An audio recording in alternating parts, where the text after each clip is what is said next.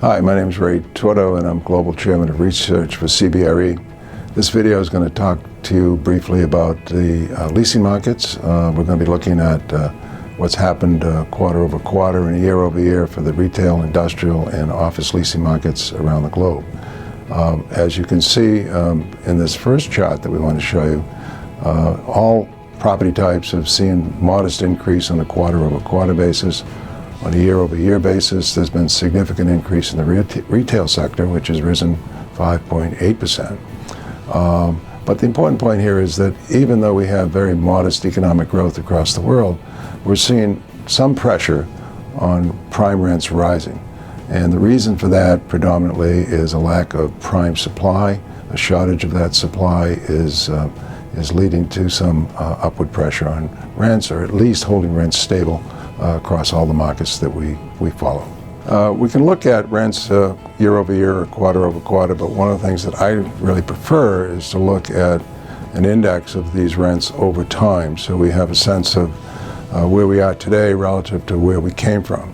So in the second figure, what we're going to show you is the retail rent index for global, for Americas, for Asia Pac, and for EMEA. We're not going to discuss it in this video, but we also have similar indices for industrial, and I will show you a quick index for office. What you can see looking at this figure is, of course, that the Americas has really taken off in the last 4 quarters, actually 5 quarters, in terms of how fast that index has risen. Whereas in contrast, Asia Pac has gone up earlier, but now it's starting to level off in terms of what's happening to rents. The global indices, which is in purple and in the middle, shows the long-term global trend. And what I see of particular interest here is that for retail space, that index is rising slowly ever since about 2011. Again, to come back to the Americas index, you'll notice, or not notice, but I should mention that what's driving the growth in retail rents in the Americas is the tech markets, the energy markets, what we call the gateway markets, all of which are growing quite well, even though the average for the country as a whole is quite modest. Finally, I should point out on this slide that the EMEA index is starting to show some life, starting to come back a little bit, but of course, as you can see, it's lagging the other regions. Figure 3 shows you the office rent index that we prepared, and again, it's indexed back to 2001, much like the retail one.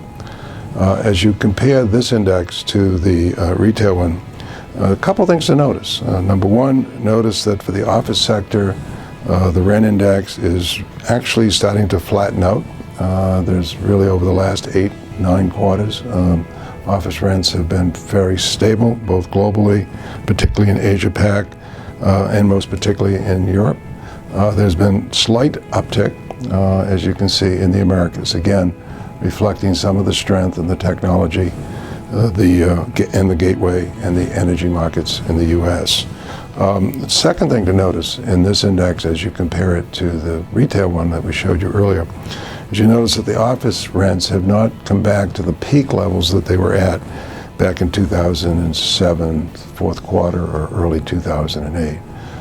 Retail, by contrast, in each one of the regions and globally, has gone above the peak levels of those rents back before the Great Recession. As I said earlier, the reports that we put together on the leasing markets for retail, industrial, and office space around the world not only look at what's happening to this data over time, but we also prepare a report which ranks the most expensive retail and industrial markets. And we produce that on a quarterly basis. So the next chart that we're going to show you is the retail rent chart that ranks prime retail rents by US dollars per square foot per annum. And as you can see in this chart, Hong Kong is the most expensive retail market in the world at $4,328 per square foot per annum. You can also see in the chart as we prepare it, we give you the comparable euro equivalency to the dollar, calculation, and we also give you the local currency rent measurement when we rank these markets. So Hong Kong leads, followed by, as you'd expect, New York, followed by Paris, followed by London. It drops off quite considerably from the expensive markets, those top four. Hong Kong at $4,328 per thousand, and Brisbane in 10th place at $599. Again, important to point out to you that what we're reporting here is what we call achievable open market headline rents paid by international chains for a ground floor, high quality, best location. Hong Kong is considered to be a gateway to luxury. 52 new retailers opened stores in Hong Kong last year. And as we understand it, Hong Kong has the highest representation of luxury retailers of all global markets. In addition to a ranking of retail rents around the globe, we also rank industrial rents. And for 59 markets, the sample is a little bit smaller than retail. It's a little bit more complex problem to identify homogeneous industrial properties. But as we can show you in this last chart that we're presenting to you, we have again the 10 most expensive industrial markets in the world.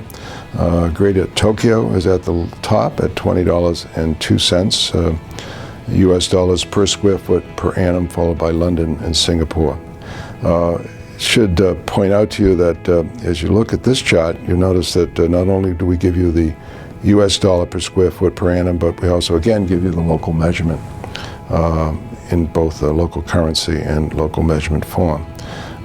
Industrial market again has been driven predominantly by changes in the world with regard to logistics, by people looking for prime industrial space. There's a shortage of that. And so what we're seeing as we look around the world and we look at prime property, whether it's office, industrial, or retail, what we're seeing is this shortage of prime space is keeping a floor to rents, and in many cases also creating a little bit of upward pressure as prime tenants are looking for prime space. Thank you for your attention. I hope you will access these reports on cbre.com/research gateway.